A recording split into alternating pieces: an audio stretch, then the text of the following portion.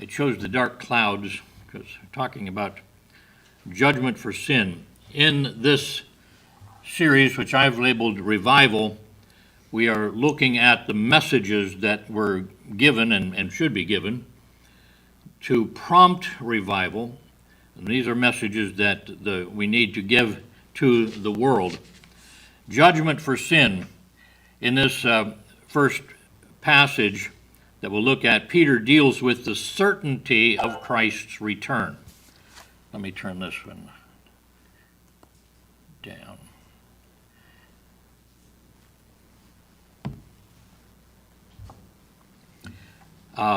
He acknowledges that the mockers who say, in essence, yeah, we've heard the scary stories of God's judgment since we were kids. Nothing's happened, not even since our ancestral fathers passed away.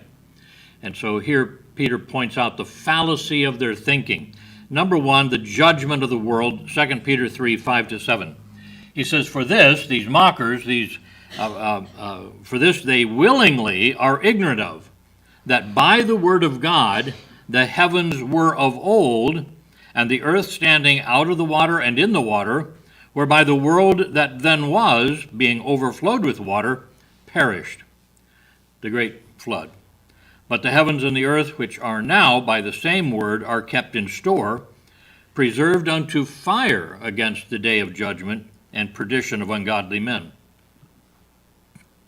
So he speaks of the historical fact.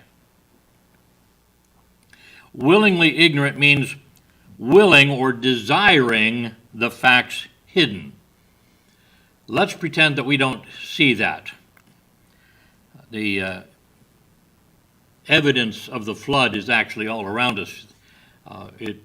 Coal, as you know, is plentiful. Some places, hugely thick areas lying under the surface of the earth.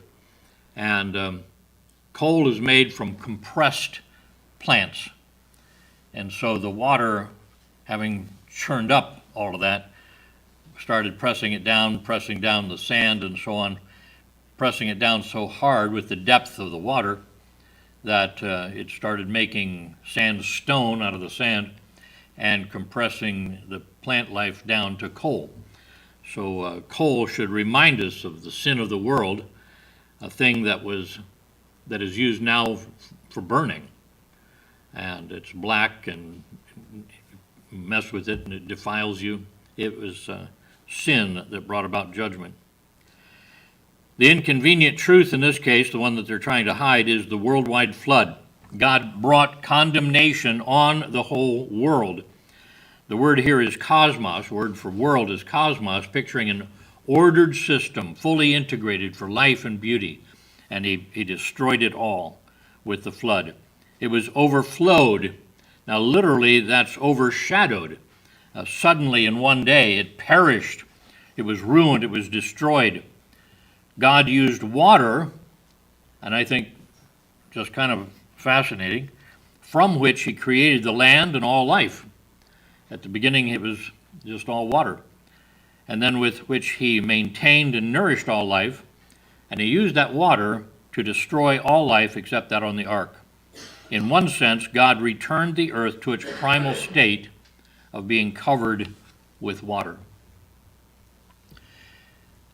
He was saving mankind by destroying most of it. This is very similar to the people who go in for the stem cell implant, and they are treated to a radiation that actually kills off the life system in them. Left to themselves, they would just die. But that brings about, hopefully, the stem cells to spring to action and reactivate that life. And that's what he did. He had an operation where he removed all of life except for 8 people. And from that, he repopulated the earth.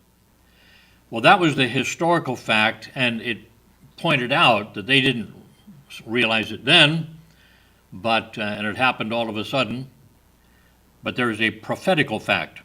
The heavens and the earth, that's our whole universe, is kept in store. This phrase translates a word that means literally standing, gathered as treasure, as you would store treasure.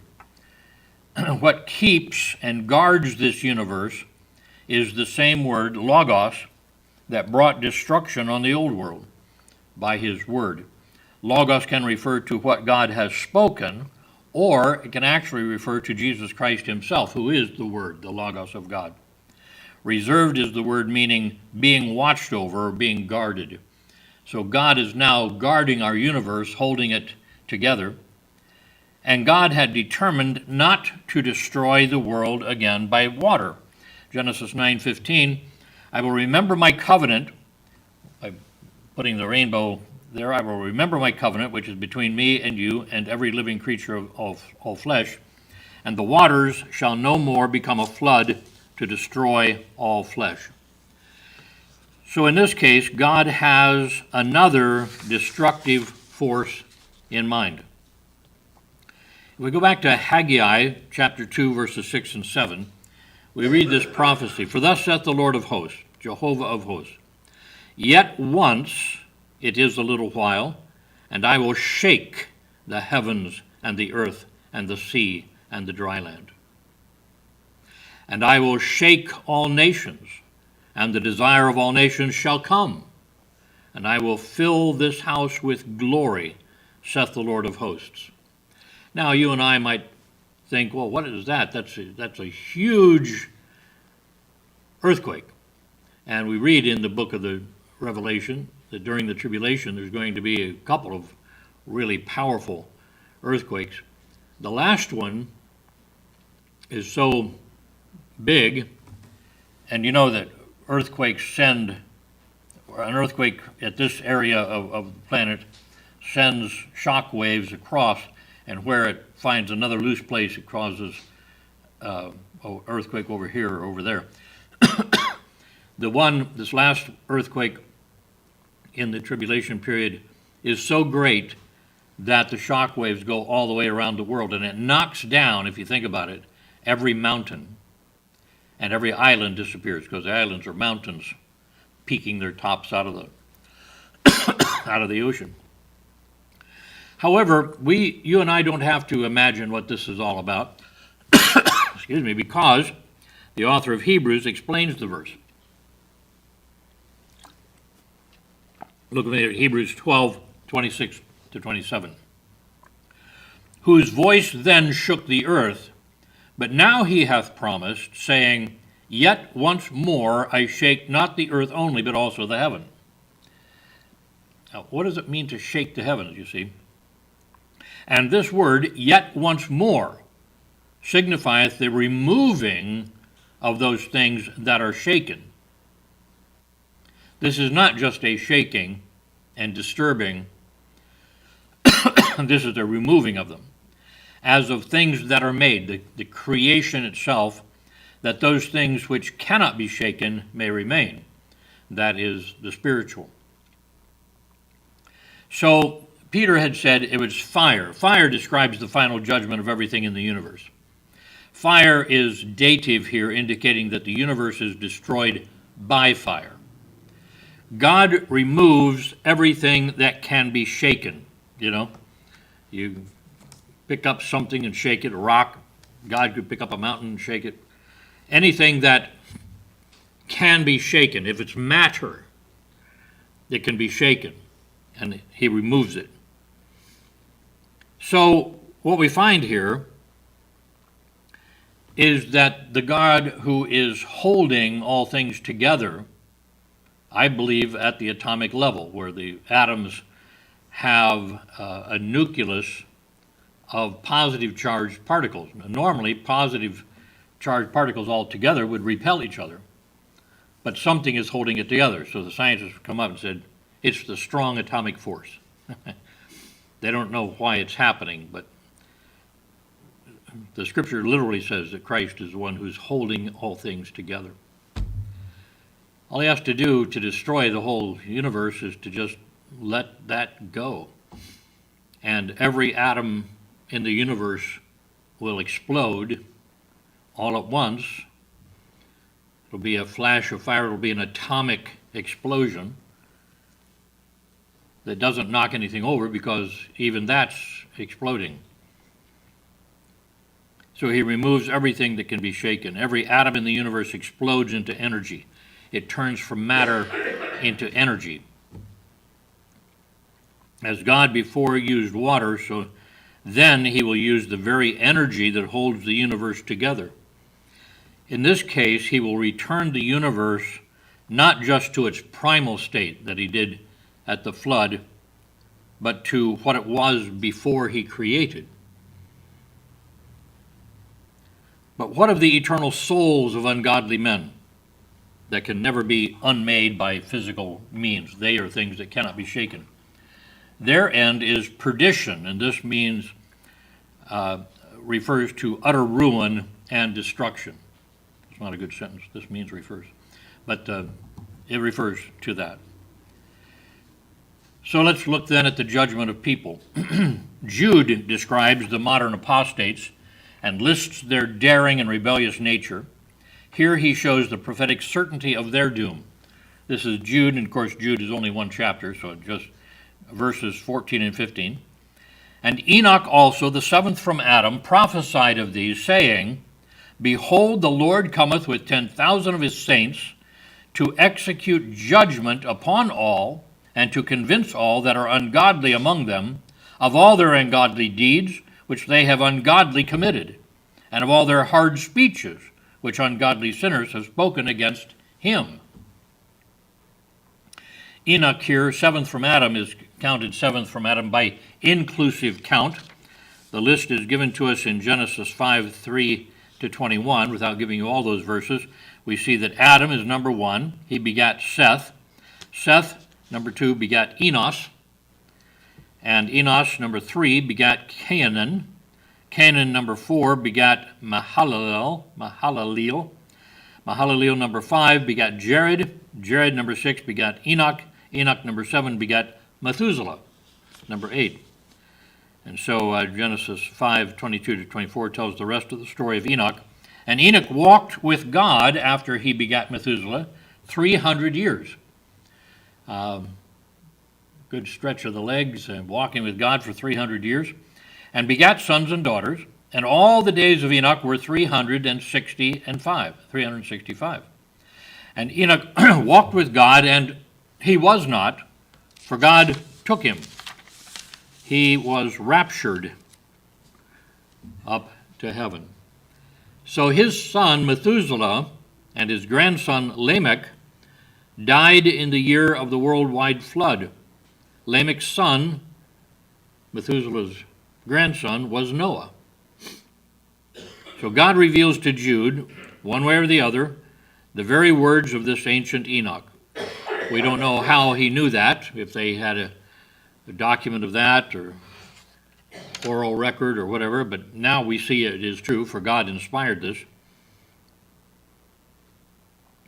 The content of his prophecy may be understood by dividing it into 6 statements. Let's look at that. Number 1, or A, is the fact of the coming Lord. Behold, the Lord cometh with 10,000 of his saints. Behold calls for us to see this action happening in our mind. Behold is look at that. Since Enoch walked with God in such intimacy that God took him bodily to heaven, we cannot profitably suppose that he was ignorant of the facts of the judgment. The Lord is Jesus Christ. This word saints is the plural adjective for holy. It's the holy ones. Could be the holy things, but in this case, talking about individuals, holy ones. Christ comes with 10,000s or 10 myriads of his holies, of his holy ones. We know from other passages that these holy ones are both angels and the raptured church. We come back with him in the second coming. Christ comes. He invades earth with a holy army to take the vengeance that he has long promised. That's fact number 1. The second one is the work of the coming Lord to execute judgment upon all. In my humble opinion, this translation seems a bit stronger than the Greek demands. Let me explain that. The word translated execute is the normal word for make, so he is making judgment. The same two words are used together only here and in John 5:27. Here's the context, verses 25 to 27. Verily, verily, I, Jesus, say unto you, the hour is coming, and now is, when the dead shall hear the voice of the Son of God, and they that hear shall live. For as the Father hath life in himself, so hath he given to the Son to have life in himself, and hath given him authority to execute judgment also, because he is the Son of Man. So it's not execute so much as it is make judgment. And in this passage, Jesus claimed the power and authority to be the judge. However, in both passages, the meaning emphasizes the work of a judge and not an executioner or an executor, one who executes. So the word judgment means first a separating, then a selecting, separating because this is the good and this is the bad, and then a judgment. That's the idea. So this is the sorting process of a judge. The good and the bad is condemned. So to execute judgment means literally to make distinctions, or to make a judging, or to make a sorting. The work of the coming Lord is described in general as the work of sorting it all out and sorting the people out. The whole picture of the judgment called of the nations, but they're not separated by nations, they're just separated by people. The judgment of the nations, he separates them into the sheep and the goats. That's the separation idea. Notice this weighing of evidence is made upon all, everybody there, and Christ makes his judgment based on these facts. The third fact here is the conclusion of the coming Lord, to convince all that are ungodly among them. Now this is the more specific purpose for his coming. The word convince means to convict. The judge's work is to sort and then to convict. This involves more than just bringing in the evidence. It is the refuting of the arguments of the guilty, establishing their guilt beyond all doubt. In this judgment, there is no higher court of appeal. This is the Supreme Court. While all are judged, only the ungodly are convicted. The words translated ungodly are really three forms of the same word. The root word is a negative, like our prefix un, added to the verb to worship or to revere. These are the unworshippers. I just find myself impressed that the word really means anyone who does not act in a reverent way toward God. That's God's concept of the ungodly, the non-worshippers. How broad is that idea? How many people are covered by that? All who do not reach the level of true worship to God are the ungodly who will be convicted. Notice the word is used 4 times in that passage. Let's look then at the fourth point. That is the first judgment of the coming Lord of all their ungodly deeds which they have ungodly committed. Now don't let the repetition just say, well, he's just saying ungodly a lot. He's being very specific here. Ungodly deeds. The phrase is literally concerning all their works of ungodliness. What I have called concerning, saying which they have acted, concerning all the works, it views the judge as gathering the evidence around all their works. He's investigating everything. But sometimes good works are done. The verb is to be ungodly, or to act in an ungodly way. Some deeds are evil in themselves, but sometimes good works are done for evil purposes. Somebody can find out a damaging truth and speak the truth, but the purpose is to hurt people. The judge gathers all the evidence concerning evil motives. Sometimes people who are otherwise good will commit evil works, but here, ungodly people commit ungodly deeds. Now we move to the ungodly motives, which they have ungodly committed. This translates only two words. The verb is to be ungodly or act in an ungodly way. Some deeds are evil in themselves. Sometimes good works are done for evil purposes. The judge gathers all the evidence concerning evil motives. Only God is able to make such judgments. The ungodly people commit ungodly deeds in an ungodly manner. So they have evil motives for doing their evil works. The last thing we'll see is the second judgment of the coming Lord. And all their hard speeches, you see speeches is in italics, meaning it's not really there. So all their hard things, we could say, is the reference here, which ungodly sinners have spoken against him. So spoken means their speeches, their harsh words. The word ungodly sinners actually comes last in the sentence.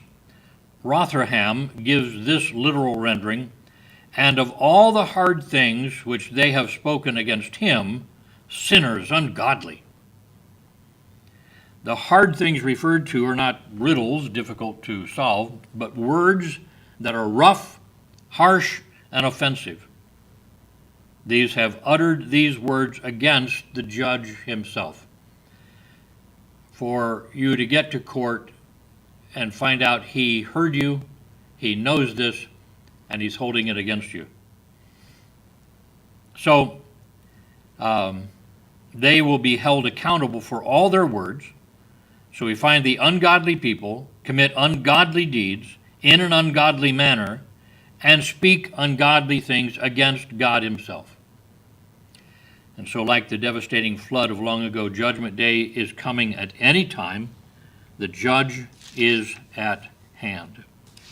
So, a powerful concept, judgment. And you remember in your reading in Acts and so on, when the missionaries went out first speaking to the Gentile peoples that didn't have the Word of God, didn't know anything about the true God. One of the things they spoke of plainly was the judgment to come. And we were talking about that on Sunday, that this is the thing that we need to let people know. This is a bad thing that they're going to have to answer for. Comments or questions?